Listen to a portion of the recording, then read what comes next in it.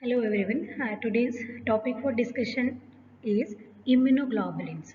So in this session we'll be discussing in detail about the immune response and something regarding the mechanism of production of antibodies, and we'll be discussing in detail about the structure and functions of immunoglobulins. Now, what is immune response means? For that we should understand the meaning of immunity. So what is immunity? Immunity is the ability of the body to protect itself from infections by microorganisms. It can be either by viruses or bacteria or parasites, and also protection from any other foreign substances. That is known as immunity. That means we are free from burden, the resistance exhibited by the host towards the injury caused by microorganisms and their products. So what is immune response, which is a third line of defense? So that means we have first line and second line also we'll be discussing in the coming slides. So it is a third line of defense, involves the production of antibodies and generation of specialized lymphocytes against specific antigens. That is the meaning of immune response, specifically with the production of antibodies. So what is this antigen? It can be any molecules, it can be a pathogen or any other foreign substance which can evoke a specific immune response. Whenever we know that a bacteria entering into body through some infectious contact, what will happen? Body will try to eliminate by the production of various antibodies and try to neutralize the effect of this antigen. That is known as the antigen antibody reaction. So anything which cause or which evoke a specific immune response in human body is known as antigen. So in previous slide we have seen that immune system, which is the third line of defense against infection. So what are the first and second line? Let's see. So the overall the defense mechanism is classified into two types, that is non-specific defense mechanism and specific defense mechanism. What are the non-specific defense mechanism? Under that it is classified again into two types, first line of defense and second line of defense. And specific defense is classified as which includes the third line of defense. So the first line of defense, which includes skin, mucous membranes, secretions of skin and mucous membranes. So we know that our body having like external skin, then mucous membrane and secretions of skin. It can be sweat or saliva or nasal secretion, anything. The role of this thing is that it has some capacity to defense against the external substances. Like skin itself is a good barrier to protect our body to not allowing the entry of other foreign substances.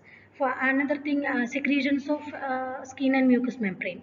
Like whenever we are getting exposed to some allergens, what will happen? Immediately we feel to sneeze, tumal. That is known as that is again another kind of defense against a foreign substance. The body is trying to eliminate that.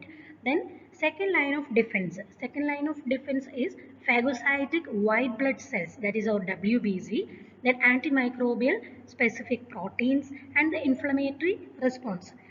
Whenever we will get some infection in our body, നമുക്കൊരു പനിയോ ജലദോഷമോ എന്തെങ്കിലും bacterial infection അല്ലെങ്കിൽ viral infection വന്നാൽ what will happen? നമ്മൾ CBC ലാബിൽ complete blood count ചെയ്തിട്ടുണ്ടെങ്കിൽ WBCയുടെ amount വളരെ high ആയിരിക്കും. So this is again another line of defense and inflammatory response. Now the third type is lymphocytes and antibodies. This session we are going to study in detail specifically regarding the production of antibodies and what is about the structure of antibodies in details and the functions of antibody. Okay, so remember immune system or specifically the production of antibody, which is the third line of defense against the infection.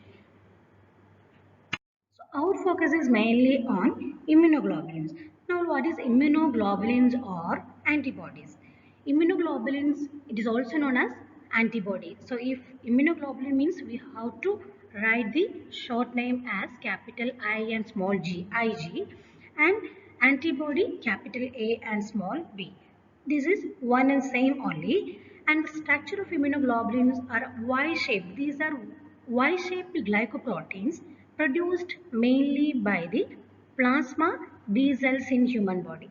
That is used by the immune system to recognize a unique molecule of the harmful agent that is known as the antigen. Immunoglobulins, in detail we are going to study the definition of immunoglobulin that we have already seen, then the structure of immunoglobulin, classes of immunoglobulins and biological properties of immunoglobulins. So immunoglobulins, already said, immunoglobulin or antibodies are Y-shaped glycoproteins which constitute most of the gamma globulin fraction, and it is produced by B lymphocyte and recognize a unique molecule of harmful agent called antigen. So this is the definition of immunoglobulin. So remember, we have already studied plasma protein. So while doing this electrophoretic separation of serum, we will get 5 classes of protein, isn't it? 80% which is constituting the major proteins as albumin. Then comes the globulin fraction, that is alpha 1 globulin, alpha 2 globulin, beta globulin and gamma globulin. Among these, our immunoglobulins are specifically the gamma globulins which is synthesized by the plasma cell. Remaining all the plasma protein including albumin are synthesized in liver. So let's see in detail. So in brief about the immunity. Immunity will be learning in detail in microbiology, but let's have a brief discussion. So mainly this immunity is divided into either antibody mediated immunity or cell mediated immunity. So that known as the duality of immune system. So the first one is antibody mediated immunity, which involves the production of antibodies against foreign antigen. So whenever we get an encounter with the antigen, body will try to produce antibodies and try to neutralize it. So these antibodies are produced by a subset of lymphocyte that is known as B cells. So these B cells that are stimulated will actively secrete antibodies and are called plasma cells. So this is known as humoral immunity or antibody mediated immunity. So antibodies which are found in extracellular fluids like blood, plasma, lymph, mucus, etc. and the surface of B cells, which will defend against bacteria, bacterial toxins, virus that circulate freely in body fluids before they enter into cells and cause certain reactions against this and also causes certain reactions against the transplanted tissues. So now let's see how do these B cells produce antibodies. You should know the mechanism of the production of antibodies. So B cells which develop from stem cells in the bone marrow of adults or liver of fetus. After maturation, this will migrate into lymphoid organs, specifically to the lymph nodes and spleen cells. And clonal selection. When does the antibody production occurs? Whenever the B cells encounters an antigen or foreign substances, it recognizes and which will be getting stimulated and divided into multiple clones called plasma cells, and which actively, these plasma cells will actively secrete antibodies. So each B cells produce antibodies that will recognize only one antigenic determinant, that is known as the antigen antibody specificity. A specific B cell produce antibodies that will recognize a specific kind of antigen. So our immune system, which has mainly two system for immunological reactions like hematopoietic system, which includes megakaryocytes, erythrocytes, stem cells, etc., granulocytes, etc., and the lymphopoietic system, which is mainly responsible for the B cell and T cell maturation, which serve as a main site of maturation for lymphocytes and mainly includes the bone marrow and thymus. So the lymphoid organs, primary lymphoid organs are mainly responsible for the maturation of lymphocytes, and secondary lymphoid organs also there like spleen, lymph nodes, etc. They are also responsible for the interaction with the antigen and other immune cells. So we know that these lymph nodes are present all over throughout our body, like tonsils, adenoids, vermiform appendix, Peyer's patches, etc. So here in this figure we will discuss how these antibodies are produced from B lymphocytes. So this is bone marrow of fetal liver. So this is known as pluripotent stem cell. This will be differentiated into T cell and B lymphocyte. So from bone marrow or pluripotent stem cell, which will be differentiated into lymphocytic stem cell first, and depends on which will be differentiated into either T cells, that is thymus, like T cells which is produced by the which is processing inside the thymus gland, and B cells which is processing inside the bone marrow or fetal liver respectively. These lymphoid tissues, B cells and T cells, are present in multiple sites like lymph nodes, spleen, blood and lymph, etc. Okay, so this is again another figure of explanation how the clonal selection occurs. So whenever our body encounter with an antigen, uh, this is this yellow color which shows the antigen. This is the antibodies which is present on the B cells, and whenever we encounter with an antigen, what will happen? These antibodies will the B cells proliferation occurs, and what will happen? A specific clone of plasma B cells will release multiple antibodies into circulation, and these antibodies will react with antigen, and antigen antibody reaction will occur, and which will try to neutralize the toxins or foreign substances. And another thing, instead of releasing antibodies, a clone of memory cells also will be produced at the same time, and that is responsible for the booster immunity. Now the second type of immune system, that is cell-mediated immunity, it is mainly involves a specialized set of lymphocytes called T cells. Remember, humoral immunity or antibody immunity is through the B lymphocytes or B cells, and cell-mediated immunity is through the T cells that recognizes foreign antigens. So, which includes helper T cells which carry CD4 determinants, cytotoxic T cells and T cells. These T cells which regulate proliferation and activity of other cells of the immune system. So cell-mediated immunity, which gives defense against bacterial and viruses attack and that are inside host cells and are inaccessible to the antibodies. Remember, this is cell-mediated. So the bacteria and virus which is present inside the cells, which is not accessible to the antibodies for the neutralization, will be acted by this cell-mediated immunity. And fungi, protozoa and helminths, cancer cells, tumor cell destruction, transplanted tissue, rejection of allograft, all these are mainly due to cell-mediated immunity. Now we have to go in detail about the immunoglobulins. Okay, immunoglobulins, the definition already we have learned in detail, which are Y-shaped glycoproteins.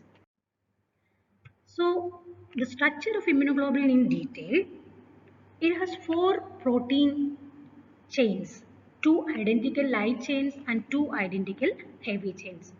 So the meaning of light and heavy, as the name suggests, it is depends on the molecular weight. So the light chain contains nearly half of the amino acid numbers compared to the heavy chains, approximately 220 amino acid for the light chains and 440 amino acid for the heavy chains. Now, let's see in detail about the structure. Remember, immunoglobulins are made up of two light chains and two heavy chains. It consists of variable region and constant region.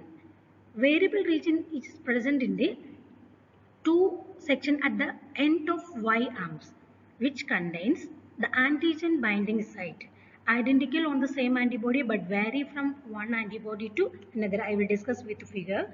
Then constant region, which is known as the stem of monomer and the lower part of Y arms. And one more part, FC region, that is the stem of monomer, important to bind to the complement system. So the types of light and heavy chains. The light chains are mainly two types, kappa and lambda, and the heavy chains are of five types. It can be alpha, gamma, mu, delta and epsilon.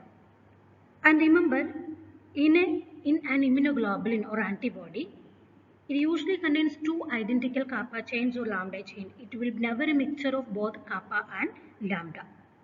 And about these heavy chains depends on the type of these heavy chains, whether it is alpha variety, gamma variety and all. The immunoglobulins are classified into 5 types. We'll be discussing later. Now, because of the specificity of an antibody for its epitope, antibodies have been used as tools in diagnostic procedures such as ELISA, Western blot, blood grouping, Rh factor determination, then radioimmunoassay, etc. Okay, now let's move in detail about the structure of immunoglobulin. So I said it is a Y-shaped structure. Okay, a symbolic representation. You can see it consists of two heavy chains and two light chains. Okay, now I said that it consists of variable region and constant region. So the lower part is usually the constant region and the tip is usually the variable region. So the amino acid sequence of this variable region is varied with different antibodies. That is why the name is given as variable region. And the amino acid sequence of constant region is same with the different antibodies. Okay, so these are two heavy chains and these are two light chains. Then uh, this this tip of this variable region, which is known as the antigen binding site. So one immunoglobulin can bind with two antigen molecule, and this stem is known as the Fc region or constant region, which usually activate the complement system for the immunological reaction. Okay, so this heavy chain consists of both variable region and constant region. Only 1/3 is variable region and 2/3 is constant region. And same here, light chain consists of half variable region and half constant region. And now the neck of this immunoglobulin, this is known as the hinge region. Why? Because it is highly flexible. It can move its tip towards the antigen where it is present. So it is highly flexible in nature. The hinge region is highly flexible in nature. Now another important point for the immunoglobulin structure is that disulfide bond. It has interchain and intrachain. This is a interchain and this is a intrachain. Interchain and intrachain sulfur bond is there to link these two heavy chain and light chains together. So this is the overall structure of immunoglobulin in detail. So this is the figure which can draw when a question comes as draw the structure of immunoglobulin in detail. You can draw the figure in this way. Okay, I am not doing any scribbling in this figure. You can see, appreciate the two heavy chains, two light chains, the antigen binding site or variable region, variable heavy chain and constant heavy chain, light pink and dark pink, variable light chain in yellow color, constant light chain in green color. You can see the hinge region, that is the neck region, highly flexible in nature. Then this tip is known as Fc region, which can activate the complement system. So remember, the stem region is a carboxyl terminal end and the tip region, which is amino terminal region of the polypeptide chain. Okay, so this is in detail about the structure of immunoglobulins. Please, you have to learn this figure thoroughly and you should label and draw for exam. So now let's go in detail about the classification of immunoglobulins. So immunoglobulins are classified mainly into 5 types, depends on the type of heavy chain. It can be either gamma heavy chain, that is known as immunoglobulin G, IgG, then IgA, where immunoglobulin heavy chain is of alpha type, that is IgA, then IgM, if the heavy chain is of mu type, that is IgM, then heavy chain is of epsilon type, it is IgE, then IgD, that is the heavy chain of delta type. So it is classified into 5 types: alpha, gamma, delta, mu and epsilon, IgG, IgA, IgM, IgE, IgD. So a short form to remember this: game D. Game D, that means IgG, IgA, IgM, IgE and IgD. So let's see in detail. The first thing is immunoglobulin G. So we know that the major functions of immunoglobulins is to protect against infectious agent. But each class has its own specific function also. So now IgG is a monomer. It's a monomer molecule with two antigen binding site. So IgG is having the basic immunoglobulin structure, which we have already been discussed, that it contains two heavy chain, two light chain, all those explanation for IgG. Now remember, IgG is a major class of immunoglobulin which accounts nearly 70 to 80% of the total serum immunoglobulin. And we are seen in secondary immune response, and it is present in blood, lymph, intestine, etc. And the half-life is comparatively more for immunoglobulin G, IgG, that is 23 days. And the major focus of this IgG is that it is the only antibody that crosses the placenta and is a maternal antibody that protects the fetus. Remember, it protects the fetus and it can cross the placenta. And it is a maternal antibody which gives natural passive immunity to the fetus. Okay, this point is having importance, and it is produced mainly in secondary immune response and provides defense against other bacterial and viral toxins. So other functions: enhances phagocytosis, neutralizes toxins, viruses, protects fetus and newborn, etc. Now the second classification is IgA having heavy chain alpha type. So here gives the figure of this IgA.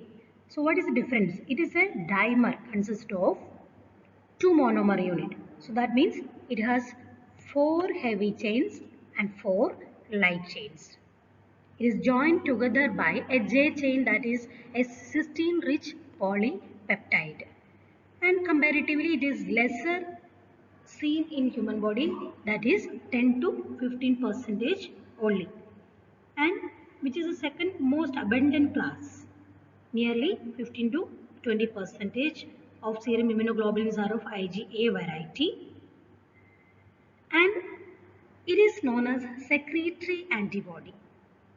Why? Because it is mainly seen in all types of secretions like tears, saliva, intestine, milk, blood and lymph, etc. And the known function is that it gives protection of mucosal surfaces and provides immunity to infant digestive tract. That is the main thing. And it is the predominant antibody present in colostrum and gives passive immunity to the newborn infants. Okay, remember, don't get confused. IgA is the only immunoglobulin can cross placenta and give immunity to the fetal life. And IgA is antibody present in colostrum. Once the baby is born, it gets the immediate immunity from the mother's milk or through the colostrum, and which gives passive immunity to the newborn infants.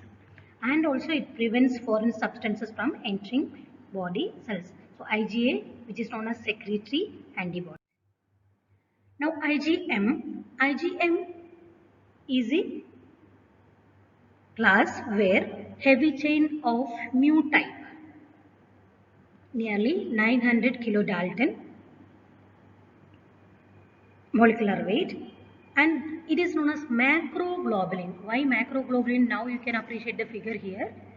It consists of 5 monomer unit. It's a pentamer: 1, 2, 3, 4 and 5. 5 monomers joined together by a cysteine rich polypeptide J chain. That is the structure of immunoglobulin M. So that is why which is known as macroglobulin. And its percentage in serum is less only comparatively, that is 5 to 10%. It is present in blood, lymph, B cell surface, etc. Half-life also less.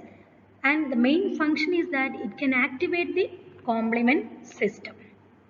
And there is no placental transfer. The main function is that it produced this is the first antibody produced during an infection and it has effective action against microorganism and agglutinating agents. That is regarding the IgM. So remember, it is the first antibody to be produced in response to an antigen and is important in defense against bacteria and virus, and which is a pentamer. And this is IgE. Ig is again a monomer like IgG. Uh, Here the heavy chain is of epsilon type and the molecular weight 200 kilodalton.